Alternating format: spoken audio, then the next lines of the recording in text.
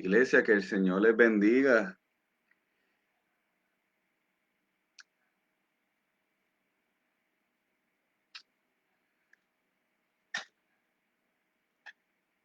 Amén. Ok. Bueno, Iglesia, que el Señor les bendiga en esta noche. Es un gozo y es un privilegio, ¿verdad? Para mí poder estar aquí conectado junto a ustedes en esta noche, ¿verdad? Donde el Señor nos permite una vez más, ¿verdad? Conectarnos en estos espacios de miércoles de profundiza, ¿verdad? Profundiza en la palabra del Señor. Y hay varias cositas, ¿verdad? Que vamos a estar compartiendo en la noche de hoy, ¿verdad?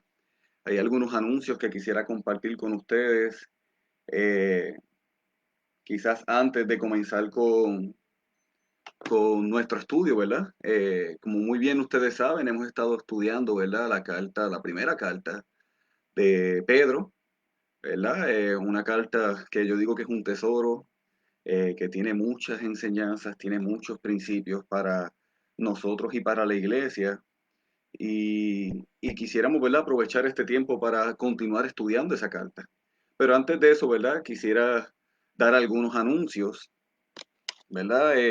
Y así pues dar tiempo a que los hermanos se puedan ir conectando en la noche de hoy. Eh, entonces, hay algunos anuncios, ¿verdad?, que quisiera compartir. El primero es que este próximo viernes, nuestras células de jóvenes van a estar reuniéndose como de costumbre. La célula de los jóvenes adolescentes se va a estar reuniendo a través de la plataforma Zoom, pero la célula de los jóvenes universitarios se va a estar reuniendo de forma presencial, ¿verdad? Hasta ahora la reunión va a ser en la plaza de Atillo, en la noche. Así que, ¿verdad? Todos nuestros jóvenes universitarios están convocados para el viernes a las 8 de la noche en la plaza de Atillo. ¿Verdad? Y cualquier pregunta o duda, ¿verdad? Que ustedes tengan, se pueden comunicar con Valeria Padín, ¿verdad? Que es la presidenta de esta célula, ¿verdad? Y la líder de esta célula de los jóvenes universitarios, ¿verdad? Y eso es el viernes, nuestra célula de adolescentes a través de Zoom y nuestra célula de jóvenes universitarios de forma presencial en la plaza de Atillo.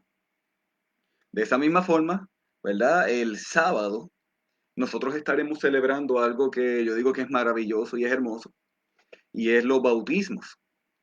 Así que este sábado nuestra iglesia va a estar celebrando los bautismos a las 5:30 de la tarde, ¿verdad? Va a ser en la casa de nuestro pastor Rafael y de su esposa Lorna. Va a ser en su casa a las 5:30 de la tarde. Y, ¿verdad? Y debido al distanciamiento social y por la situación que estamos viviendo con el COVID-19, ¿verdad? No podemos abrirlo, ¿verdad? Para que quizás toda la iglesia pudiéramos estar allí y celebrar juntos, ¿verdad? Algo tan hermoso y algo tan grande como es ¿verdad? Que unas vidas vayan a las aguas, como normalmente haríamos, pero, ¿verdad? Aún así vamos a tener la forma, ¿verdad? De ser parte de este evento de una forma quizás diferente, ¿verdad? Como dije, va a ser a las 5:30 en casa de Rafa y solamente vamos a poder participar de forma presencial, ¿verdad? Las personas que van a estar siendo bautizadas y sus familias, ¿verdad? Obviamente es en la casa de Rafa, no hay tanto espacio para las personas, así que de forma presencial van a estar solamente los que van a ser bautizados, sus familias, ¿verdad? Y obviamente el equipo pastoral y los ancianos de la iglesia que vamos a estar participando durante los bautismos. Así que, ¿verdad? Si usted quisiera ser parte, ¿verdad? De esto, de este momento, de este bautismo, ¿verdad? De estas jóvenes, usted va a poder comunicarse con cualquiera de los integrantes del equipo pastoral, ya sea con Rafael, con Dani Bobé, con Domingo, conmigo, o incluso puede comunicarse con algunas de las jóvenes que van a ser bautizados ese día, para que nosotros le podamos facilitar un link de Zoom y así usted se pueda conectar ese día y ser parte de los bautismos. Así que si usted quisiera ser parte de ese momento, comuníquese con cualquiera de los integrantes del equipo pastoral o una de esas jóvenes y así les podemos enviar el link y usted puede conectarse y ver los bautismos en vivo. Así que, ¿verdad? Valga la aclaración. Y el domingo, como muy bien celebramos el Día de los Padres, así que, ¿verdad? Invitamos a la iglesia de esa misma forma celebrar a cada uno de esos padres, ¿verdad? Que sin ellos no estaríamos aquí. Y poder juntos celebrar y celebrar al Señor, ¿verdad? Nuestro Padre por excelencia, a la misma vez que celebramos a los padres que el Señor nos dio, ¿verdad? Y eso va a ser el domingo igual. Y ese día es doble celebración, celebración de Día de Padres, y a la misma vez vamos a estar celebrando la recepción de estos nuevos miembros. Así que va a ser una doble celebración el domingo. Así que, ¿verdad? Esos son quizás los principales anuncios que quería compartir con ustedes, ¿verdad? Y recalco el énfasis en los bautismos, que si usted quiere ser parte, se comunique con alguno de los integrantes del equipo pastoral y así poder enviarles ese link y usted pueda estar a través de Zoom viendo, ¿verdad? Todo lo que va a estar aconteciendo. Como bien mencioné, ¿verdad? Por la situación del COVID solamente podemos estar de forma presencial eh, los que van a ser bautizados y sus familias. Así que, iglesia, permítame dar una palabra de oración, ¿verdad? Y así poder comenzar a estudiar, ¿verdad? La porción bíblica que vamos a estar trabajando hoy, porque hoy continuamos con nuestro estudio de Profundiza. Así que primeramente déjeme dar una palabra de oración, presentar ante el Señor todo lo que va a estar aconteciendo en esta noche, la palabra que va a ser expuesta, este tiempo de escribir, este tiempo, ¿verdad? De estudiar, de profundizar en su palabra y verdad, y que sea su Espíritu Santo dirigiendo todo en esta noche, ¿verdad? Y como hacemos de costumbre, les invitamos a que usted comparta sus peticiones. Si usted tiene alguna petición, este es el momento para usted escribirla, ¿verdad? Durante transcurso, ¿verdad? En transcurso del estudio, y así pues poder orar por cada una de esas peticiones. Y ¿verdad? Y si desea tomar nota, busque su lápiz, su papel y poder escribir. Así que vamos a orar. Mi buen Dios, muy buen Padre, que es bueno, eres santo, eres todopoderoso, omnisciente, omnipresente, el que es, el que era y el que ha de venir. Y ante ti estamos, mi Dios, ante tu inmensa presencia y nos presentamos ante ti para presentar este tiempo de estudio de tu palabra, Señor. Qué bueno es, Señor, que no solamente podamos leerla, ¿verdad? Qué bueno que no solamente podamos meditar en ella, sino que podamos profundizar, ir un poquito más allá y dialogar, ¿verdad? Quizás verso por verso lo que tu palabra quiere decirnos, Señor, y ver cómo eso puede impactar nuestra vida, ¿verdad? Y nuestro diario vivir. Así que, mi Dios, presentamos este tiempo de estudio de tu palabra. Sé tú obrando, sé tú moviéndote, sé tú manifestándote y que sobre todo que tu palabra pueda caer en un buen terreno y dar fruto en abundancia. Y te damos gracias, mi Dios, en el nombre de tu Hijo amado Jesús. Amén y amén. Amén. Así que oficialmente le damos la bienvenida a nuestro servicio de Profundiza de la Alianza Cristiana y Misionera. Así que hoy vamos a continuar con nuestro estudio y hoy precisamente vamos a estar contemplando el capítulo 4. Vamos a entrar en el capítulo 4 de esta primera carta de Pedro y vamos a estar estudiando los versos 1 al verso 11. Capítulo 4 de la primera carta de Pedro, versos 1 al 11. ¿Verdad? Y como bien hemos estado hablando, ¿verdad? Durante las pasadas semanas, esta carta es una carta pastoral, ¿verdad? Y es un tesoro en el cual podemos ver el consejo de Pedro a la iglesia sobre diferentes temas, ¿verdad? Y hoy particularmente estaremos viendo estos versos del 4 al 11. Y particularmente un tema que Pedro toca, ¿verdad? En el transcurso de esta carta, es el tema del sufrimiento a causa de Cristo, ¿verdad? El sufrimiento que podemos experimentar a causa del Evangelio, ¿verdad? Y este capítulo no es la excepción, este capítulo 4 también habla sobre este tema, sobre lo que es ¿verdad? El padecer o el sufrir a causa del Evangelio de Cristo. Así que vamos a leer lo que dice el verso número 1 y el verso número 2 para poder ir viendo, ¿verdad? Lo que su palabra nos está diciendo y poder profundizar en ella. Dice el verso 1 y 2 del capítulo 4 de la primera carta de Pedro. Dice: puesto que Cristo ha padecido por nosotros en la carne, vosotros también armaos del mismo pensamiento. Pues, ¿quién ha padecido en la carne? Terminó con el pecado, para no vivir el tiempo que resta en la carne, conforme a las concupiscencias de los hombres, sino conforme a la voluntad de Dios. Así que en nuestra naturaleza humana, ¿verdad? Está el instinto natural de huir del sufrimiento. O sea, eso es algo que está en nuestro ADN, ¿verdad? Y está en la naturaleza del sufrimiento y tú huyes de él, ¿verdad? Y eso es lo que nosotros hacemos constantemente. Vemos un potencial peligro, vemos un potencial sufrimiento en nuestra vida y en nuestra naturaleza está huir de ese potencial, ¿verdad? Evento que puede provocar sufrimiento en nuestra vida. Sin embargo, cuando vemos estos versos, ¿verdad?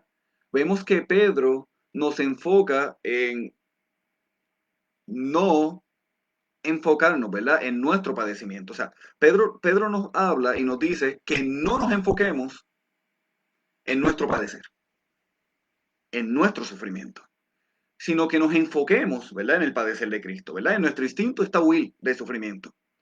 Y Pedro nos dice, ¿saben qué? No te enfoques en tu sufrimiento o en tu padecer.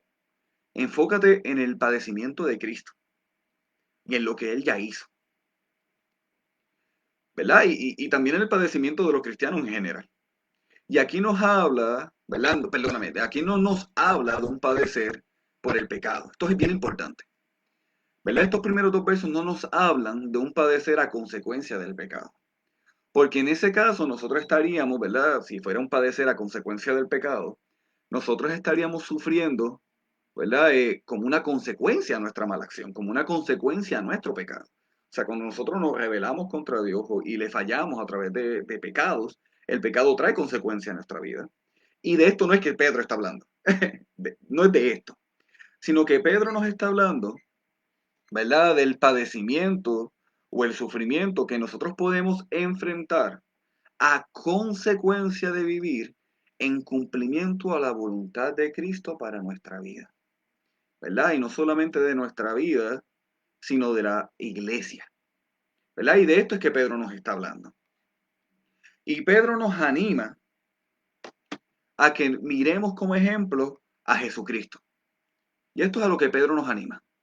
Miren a Cristo como ejemplo y cómo Él padeció y cómo Él sufrió en extremo hasta morir en una cruz, cargando sobre Él todo nuestro pecado y cómo gracias a que Él padeció, cumpliendo la voluntad de Dios para su vida, y cómo gracias a eso, tú y yo podemos estar aquí hoy, ¿verdad? Y eso es lo que Pedro nos está enfocando en esta noche, ¿verdad? A través de estos versos.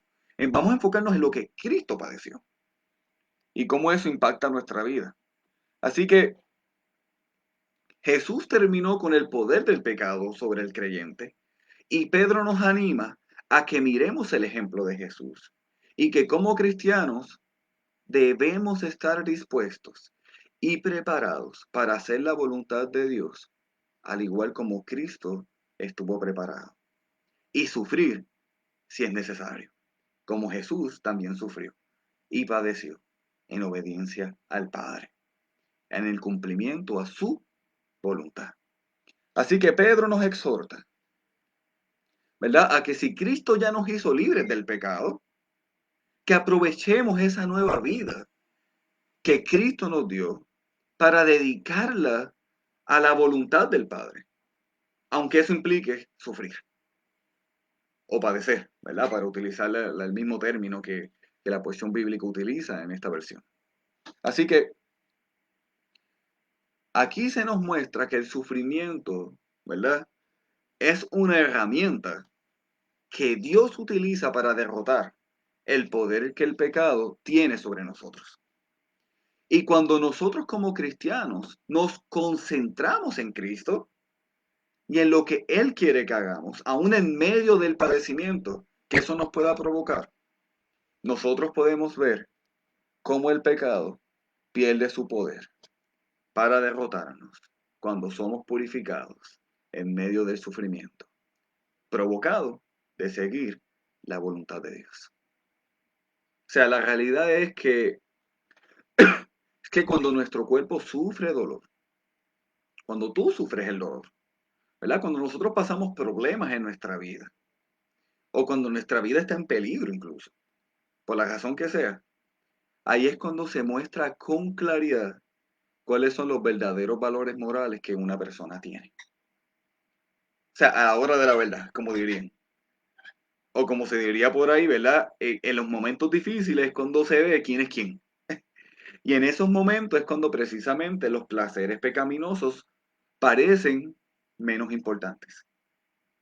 Si alguien sufre por hacer lo bueno, por hacer la voluntad de Dios, por seguir a Dios, y sufre a raíz de eso, a pesar de eso, y por ser fiel a Dios en obediencia, eso muestra la realidad o la evidencia de que esa persona o usted o yo hemos hecho una ruptura con el pecado, ¿verdad? Una persona que es fiel a Dios, a pesar del sufrimiento, a pesar de las situaciones que hay en la vida, y que decida aún así seguir a Cristo, caminando hacia su voluntad, aunque eso implique sufrimiento en su vida, es una evidencia de que esa persona ha hecho una ruptura y una separación con el pecado.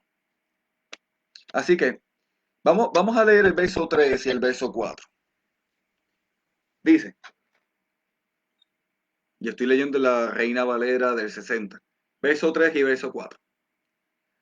Basta ya el tiempo pasado para haber hecho lo que agrada a los gentiles, andando en lascivias, concupiscencias, embriagueces, orgías, disipación y abominables idolatrías. A esto les parece cosa extraña que vosotros no corráis con ellos en el mismo desenfreno de disilusión y os ultrajan. Así que una persona, ¿verdad? Cuya vida cambia radicalmente a través de la conversión, ¿verdad? O que poco a poco, ¿verdad? Comienza a haber un cambio, una persona que se convierte y poco a poco comienza a haber un cambio en su vida porque el Espíritu de Dios está obrando en esa persona, cambiándolo más a la imagen de Dios. Puede encontrarse con el sufrimiento o con la oposición o con el menosprecio de las personas que antes eran los más cercanos a él. O sea, pueden ser sus amigos, pueden ser su familia, pueden ser compañeros de trabajo, pueden ser vecinos, o sea, you name it. Cualquier persona a tu alrededor pudiera experimentar esto. O sea, aquí Pedro está hablando de esta persona que se convirtió, está teniendo un cambio por el obrar de Dios en su vida y comienza a experimentar el rechazo de las personas que eran más cercanas a él. ¿Verdad? Y ese rechazo puede ser por múltiples cosas. Puede ser porque ahora esa persona que se convirtió a Cristo no quiere participar de ciertas actividades, ¿verdad? Porque esas actividades no agradan al Señor y eso choca a esas personas. Puede ser porque antes hace unas cosas que ahora no hace o ahora no practica unas cosas que antes practicaba, ¿verdad? Y es como si ahora esa persona caminara en una dirección opuesta a las personas que eran su núcleo. Eh, y esto puede traer una oposición, y esto puede traer un conflicto, y esto puede traer un rechazo de esas personas. Incluso puede haber una persecución, porque ahora esa persona está viviendo una vida a través del Espíritu Santo. Y como está viviendo una vida a través del Espíritu, hay ciertas acciones que el Espíritu censura. Pues vamos a suponer que una persona viene a Cristo y vivió una vida de practicar la borrachera, de vivir bebiendo y salía del trabajo y se iba, ¿verdad? A un lugar y estaba toda la noche bebiendo con sus amigos del trabajo y viene a Cristo y ya no hace eso, ¿verdad? Eso crea una fricción y puede chocar el por qué eso no se está pasando, ¿verdad? Y esto puede provocar incluso un rechazo de las personas, precisamente de esas personas cercanas a ese nuevo convertido, porque no lo pueden entender, porque antes hacía unas cosas y ahora no. Y en cierto sentido extrañan a ese viejo hombre, extrañan lo que tú eras antes, extrañan lo que tú hacías antes de tu venir a Cristo, y por tanto lo critican, ¿verdad? Yo siempre recuerdo un ejemplo de un amigo mío, que cuando yo estaba en la high se convirtió y vino al Evangelio. Y cuando él vino, literalmente hubo unos cambios notables en su vida o sea, drásticos. Eh, Habían conductas que él realizaba que ahora no realizaba, habían prácticas que él tenía que ahora no tenía, había, o sea, había muchos cambios ocurriendo en su vida, ¿verdad? De Dios obrando en él. Y yo recuerdo que dentro de ese grupo de amistades, yo siempre fui el cristiano, por lo tanto, pues para ellos, pues no veían raro que yo fuera de cierta forma, pero el que él diera un cambio tan drástico de una forma, de un estilo de vida a otra, fue bien chocante para ese grupo de amistades. Y yo recuerdo que se burlaban de él, o sea, lo humillaban y le hacían chistes y le decían cosas vulgares y le ponían hasta sobrenombre. Y eso era constante, o sea, una presión constante.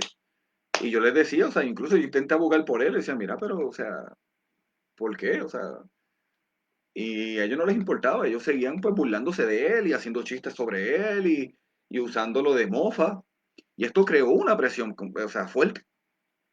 Igual recuerdo ¿verdad? Un compañero en un trabajo que comenzó a buscar a Cristo, comenzó a seguirlo, ¿verdad? Intentando que Cristo se formara en él y vivir una vida de acuerdo a su voluntad. Y los compañeros del trabajo les chocó y empezaban a preguntarle, pero ¿por qué no podemos hablar de esto? ¿O por qué no quieres hacer esto? Y él, no, es que yo estoy yendo a la iglesia y estoy buscando de Dios, pero en serio, ¿te vas a poner con esa? Le decían los compañeros de trabajo a él. Y, ¿verdad? Y esto crea un rechazo o un choque. Y esto es lo que estamos viendo en estos ejemplos, ¿verdad? Que Pedro nos trae en el verso 3 y verso 4. Y lo único que puede ayudar, ¿verdad? A un nuevo creyente que está en esta situación, que está experimentando el rechazo de sus familiares o de sus amistades o de su núcleo cercano a causa del Evangelio, ¿verdad? Lo único que los puede ayudar a soportar todas esas presiones es que la iglesia precisamente los ayude a madurar en su fe. Que la iglesia los pueda ayudar a madurar en su relación con Dios. Y de esa forma animarlos a continuar siendo fieles a Dios a pesar de las diferentes presiones que ellos puedan experimentar. A pesar de ser fieles a Dios. Aún en medio del dolor, aún en medio del rechazo, continuar en el camino. ¿Verdad? Y esto es importante que como iglesia lo tengamos muy presentes. Hay personas nuevas que están llegando a la fe en Cristo en nuestra iglesia y en otras iglesias. ¿Verdad? Y quizás amigos tuyos que han venido a la fe y están buscando al Señor y se están congregando en un lugar. ¿Saben qué? Ayudémoslos. Debemos ayudarlos a crecer en su relación con Cristo. Debemos ayudarlos a caminar en la fe. Debemos ayudarlos a que no se quiten, porque la presión es real. Que quizás nosotros no la estemos viviendo en este momento, créame, no quiere decir que esos nuevos creyentes no la están viviendo. Probablemente la están viviendo y bien fría, bien fuerte. Y nosotros como iglesia debemos apoyarlas y ayudarles a caminar fiel a Cristo a pesar de las circunstancias. Siempre recordando a Cristo, ¿verdad? Que fue el que nos dio ejemplo en cuanto a esto. Vamos a leer nuevamente el verso 4. Me gustaría que lo leyéramos nuevamente.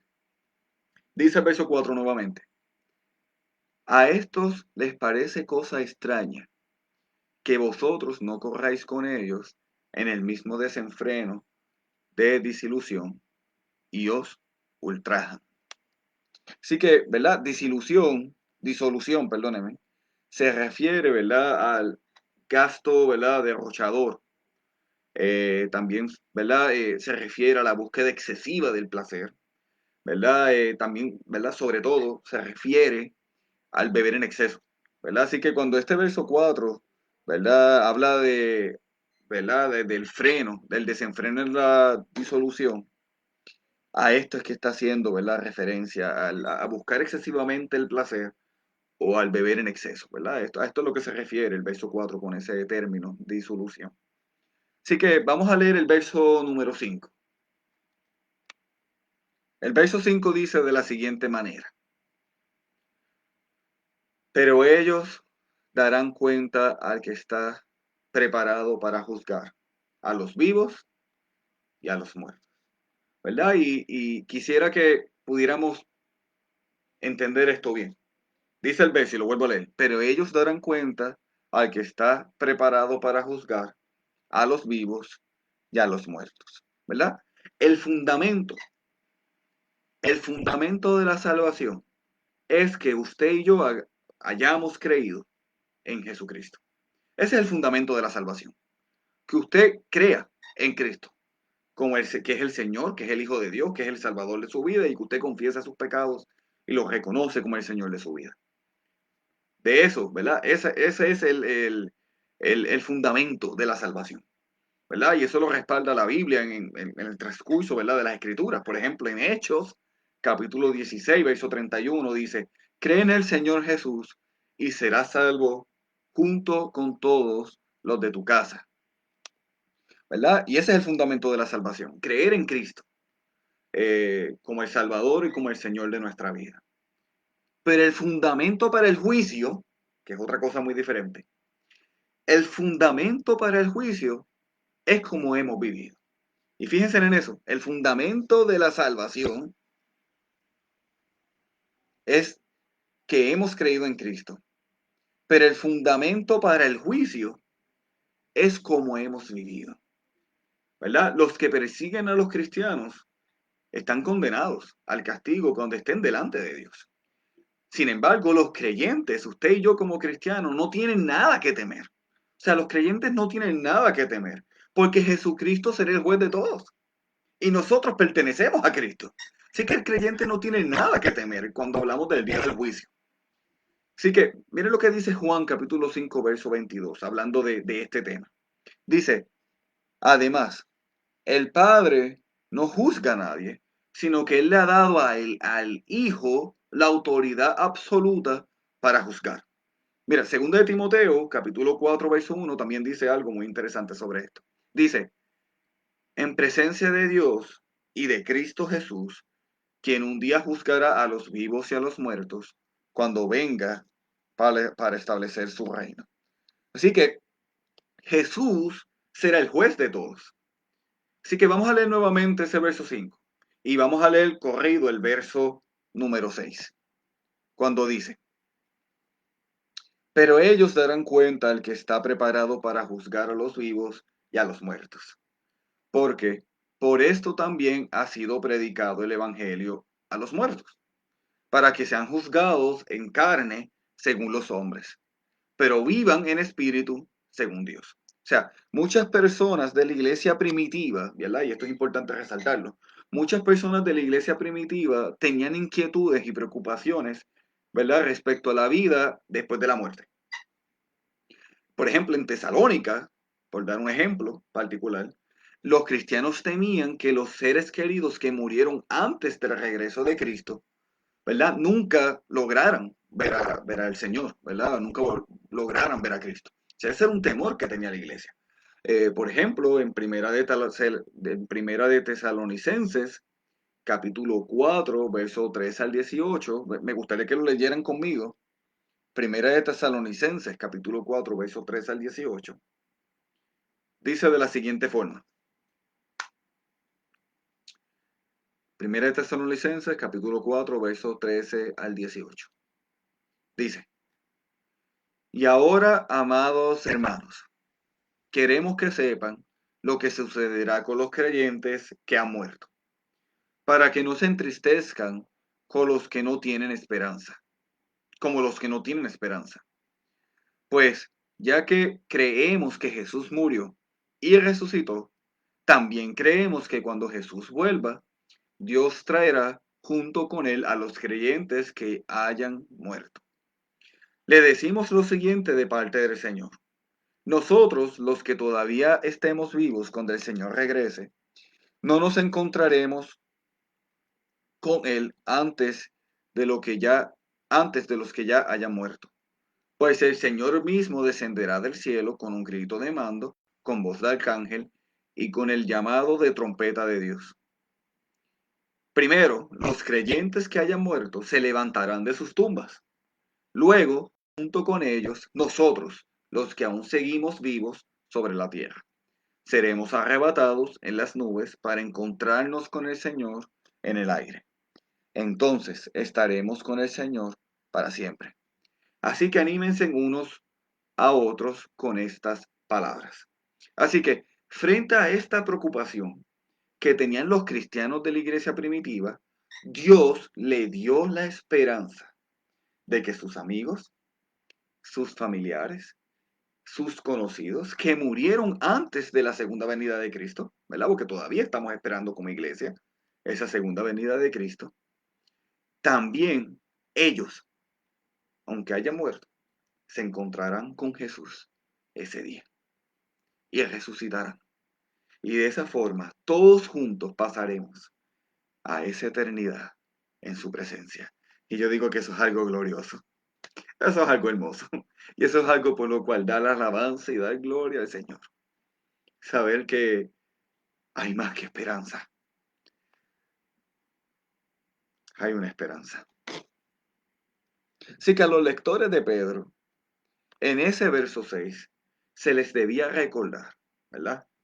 Que los muertos serán juzgados, ¿verdad? Y esto van a ser tanto los fieles como los opresores. Todos seremos juzgados. El juicio será imparcial, porque hasta los muertos han tenido la oportunidad de oír el Evangelio. Las buenas nuevas primero fueron anunciadas cuando Cristo predicó en la tierra, pero Él también estuvo, ¿verdad? Eh, actuando en el mundo desde antes de la creación del mundo. O sea, Dios ha estado obrando desde que Él creó el universo. Dios ha estado obrando y se ha estado revelando a la humanidad. Por ejemplo, en Efesios 4, verso 1, Efesios 4, capítulo 1, verso 4, dice, incluso antes de haber hecho el mundo, Dios nos amó y nos eligió en Cristo para que seamos santos e intachables a sus ojos. Romanos capítulo 1, verso 20 es un verso que a mí me encanta.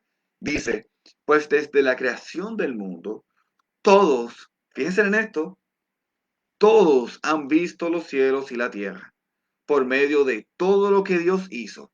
Ellos pueden ver a simple vista las cualidades invisibles de Dios, su poder y su naturaleza divina. Así que no tienen ninguna excusa, y esto le ponemos una raya, no tienen ninguna excusa para no, que incluso las personas que murieron antes de Cristo han tenido la oportunidad de conocer a Dios. Sea porque Cristo les predicó en su ministerio terrenal, sea a causa de la iglesia, ¿verdad? Y de su Espíritu Santo obrando en el mundo, o sea porque desde su propia creación, Dios se reveló a la humanidad para que ninguno tenga excusa.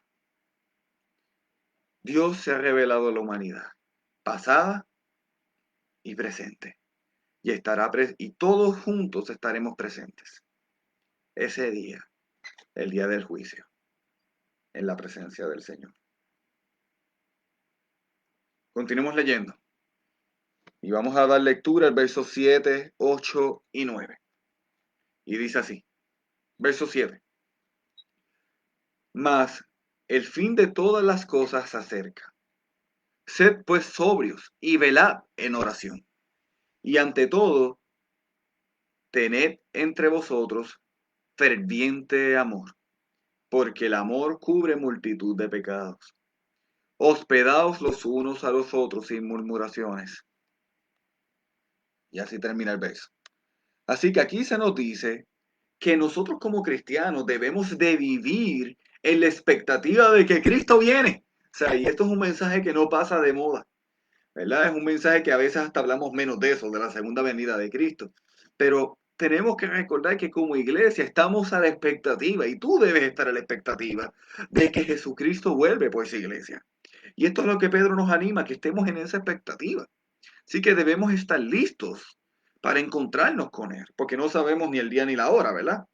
Y esto implica, ¿verdad?, que debemos tener un crecimiento continuo en amor. O sea, aparte de estar listos, ¿verdad?, para encontrarnos con Él, implica que debemos de estar en un constante crecimiento en dos cosas, en amor a Dios, pero también en amor a los demás. Y a mí me encanta, ¿verdad?, como Jesús lo explica, ¿verdad?, en Mateo capítulo 22, versos 37 al 40, cuando dice, ¿verdad? Y no tienen que buscarlo, yo se lo voy a leer. Cuando dice, Jesús les contestó, amar al Señor tu Dios con todo tu corazón, con toda tu alma y con toda tu mente. Este es el primer mandamiento y el más importante. Hay un segundo mandamiento que es igual importante. Ama a tu prójimo como a ti mismo. Toda la ley y las exigencias de los profetas se basan en esos dos mandamientos. Así que amar a Dios y al prójimo como a nosotros mismos, de eso depende toda la ley. En esto se resume la ley. Y nosotros como cristianos debemos estar en un constante crecimiento y constantemente preparándonos para ese regreso triunfal de Cristo, en más amor por Dios, pero también en más amor por las personas que están a nuestro alrededor. Y no es posible amar a Dios, sobre todo si no vives una vida de oración, si no vives una vida de lectura y de estudio de la palabra de Dios, y sin mucho menos si no aplicas y no obedeces a cada una de las cosas que su palabra te enseña y te pide que hagas. O sea, y parte, ¿verdad? También del amor al prójimo, como a nosotros mismos, es buscar llegar a los necesitados, ¿verdad? Como Pedro lo explica en este pasaje. La realidad es que ni nuestros bienes, ni nuestro nivel social, ni nuestras riquezas, ni siquiera nuestro poder va a significar algo en el reino de Dios. Eso no va a significar nada. Pero usted tiene que recordar que usted no va a pasar la eternidad solo. Ya usted lo sabía, usted no va a pasar la eternidad solo. O sea, usted va a pasar la eternidad con otras personas, ¿verdad? No solo. Así que esto nos debe motivar a invertir nuestro tiempo y de nuestros talentos en lo que determinará toda una eternidad. Y en las personas que, si no rinden su vida a Cristo, pasarán una eternidad separados de Él. Y la hospitalidad es una característica que cada cristiano debería tener y que debería cultivar y que debería desarrollar en su vida. Miren lo que dice Romanos, capítulo 12, verso 13, hablando de este tema de la hospitalidad. Dicen, ¿verdad? Y del amor al prójimo. Dice, estén listos para ayudar a los hijos de Dios cuando pasen necesidad. Estén siempre dispuestos a brindar hospitalidad. Así que Dios nos manda a ser hospitalarios. Pero no es solo hacerlo por cumplir, sino que lo hagamos con la actitud correcta, ¿verdad? Pedro dice que lo hagamos sin murmuraciones. Eso es lo que el Pedro dice, ¿verdad? La palabra que usa Pedro. No, que lo hagamos sin murmuraciones, ¿verdad? Y esto lo que quiere decir es que no lo hagamos por cumplir, sino que lo hagamos con la intención en nuestro corazón de agradar a Dios, pero también movidos por un amor genuino por las demás personas. Y finalmente, ¿verdad? Vamos a dar lectura al verso 10 y al verso 11, cuando dice, cada uno según el don que ha recibido, ministrelo a los otros, como buenos administradores de la multiforme gracia de Dios. Si alguno habla, hable conforme a la palabra de Dios. Y si alguno ministra, ministre conforme al poder que Dios da.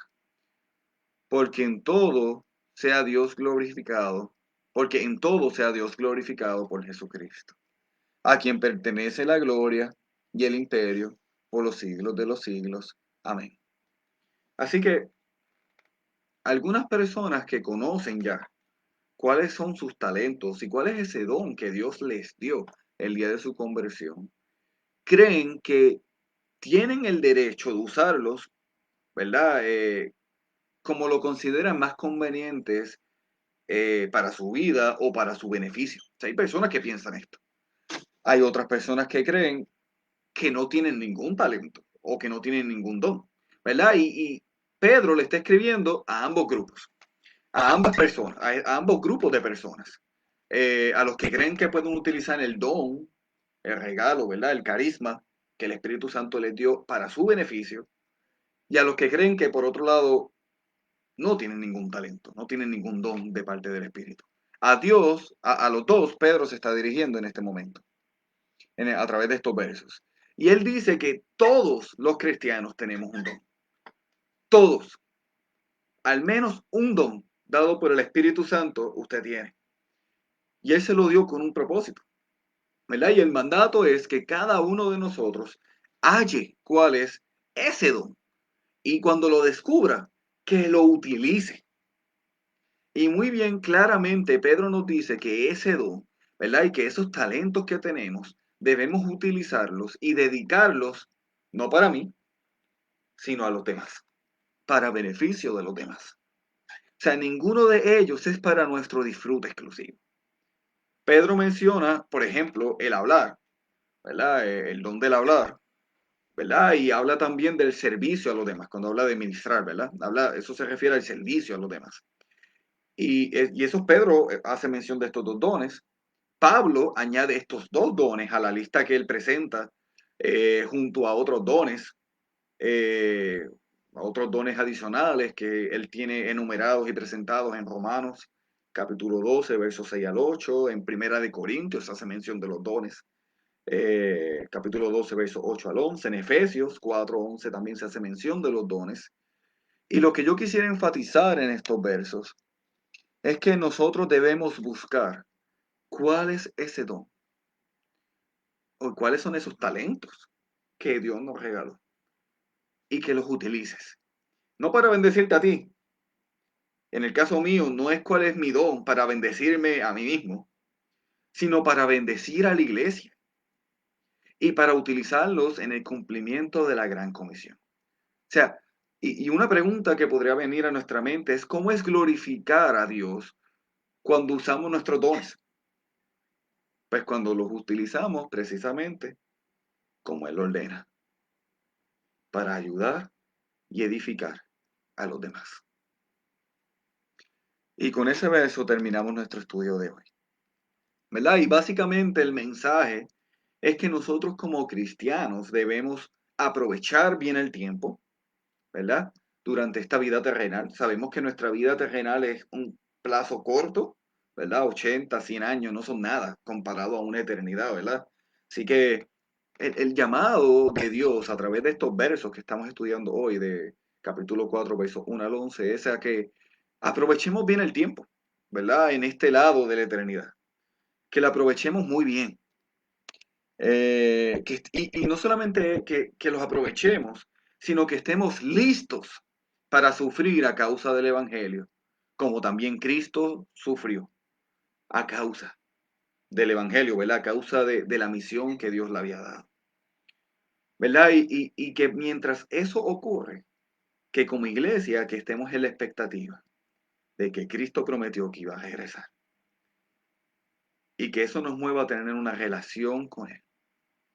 Y que ese don que nos regaló y que esos talentos que tenemos, dados por Dios, que los utilicemos para cumplir la gran comisión, para edificar a la iglesia, movidos por el amor, primero a Dios sobre todas las cosas, pero también por amor al prójimo, el cual se nos dice que lo amemos como a nosotros mismos.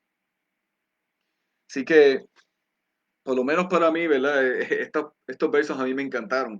Estaba hablando con el pastor Domingo y le decía que estaba, que lo mucho que me gustó y que eran hasta buenos para hacer una predicación sobre estos versos y probablemente lo haga para cuando tenga alguna oportunidad. Así que, ¿verdad?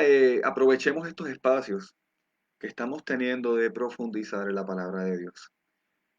Por lo menos para mí estos versos son una bendición. Toda la carta es una bendición porque es palabra de Dios y aprovechemos estos tiempos para ir un poquito más allá. Así que vamos a dar una palabra de oración. Mi Rey, mi buen Señor, te damos gracias por tu palabra. Te damos gracias, Señor, por estos versos que tú nos has permitido estudiar en tu palabra. Padre, tu palabra es viva, es eficaz y tiene tanto que enseñarnos y tú tienes tanto que decirnos a través de cada palabra en ella, que, que uno se queda maravillado y lo pertinente que es tu palabra para nuestra vida.